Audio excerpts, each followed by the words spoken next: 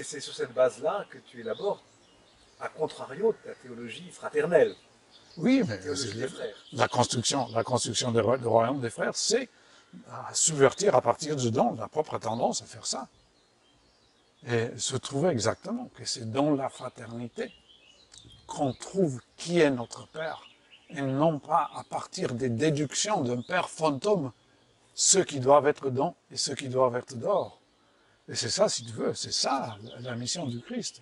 C'est, dans un certain sens, retirer Dieu Père de l'enjeu de celui qui contrôle pour dire, eh bien, toute autorité donc, sur le ciel et terre m'a été donnée. Maintenant, je vais vous le insuffler. Maintenant, c'est à vous, à ce niveau, aimez les uns les autres. Maintenant, à partir de maintenant, plus Deus ex machina. Maintenant, Esprit Saint, chez vous, c'est à vous de vous débrouiller, apprendre à aimer les uns les autres et de vous pardonner. Si vous le faites, vous serez pardonné. Si vous ne le faites pas, il ne sera pas fait. C'est vraiment une responsabilité énorme. Mais ce n'est pas du tout le fondateur qui donne une législation pour après devenir une espèce de père fondateur. Il dit non, non, non. Père fondateur, je ne suis pas. Le fondament, c'est une victime. C'est une victime qui pardonne, donc ça vous ouvre à découvrir la fraternité. Mais c'est à vous de découvrir. Mais surtout, non pas s'attraper à une Zeus quelconque qui vous dira qui sont les bons et qui sont les mauvais, qui sont les dedans, qui sont les dehors. Ça, c'est fini.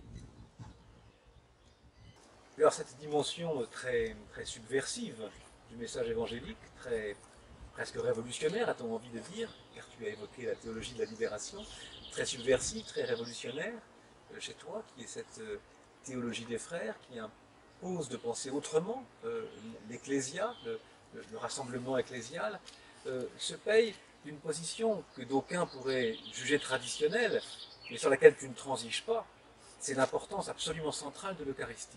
Est-ce que tu pourrais nous en parler un petit peu? Oui, je crois que c'est la manière typique où le Christ se fait présent pour nous. C'est pas la seule manière, mais c'est la manière typique où le Christ se fait présent parmi nous comme interprète principal de nos capacités de narrer notre vie. Donc, à dire, c'est l'expérience des disciples d'Emmaüs. Ils racontaient l'histoire, mais ils ne savaient pas la raconter bien. Leur herméneutique était complètement mêlée. Et celui qui est arrivé, le victime pardonnant qui est arrivé entre eux, leur a donné la capacité d'une narration unitaire. Donc, pour moi, c'est ce que je cherche dans les célébrations eucharistiques où j'ai le privilège de participer, c'est de fêter la présence de Christ qui aime se faire présent parmi les pécheurs, parmi ceux qui nous ne connaissons pas bien comment interpréter, comment raconter nos histoires, mais nous recevons petit à petit la capacité de recevoir, de narrer son histoire.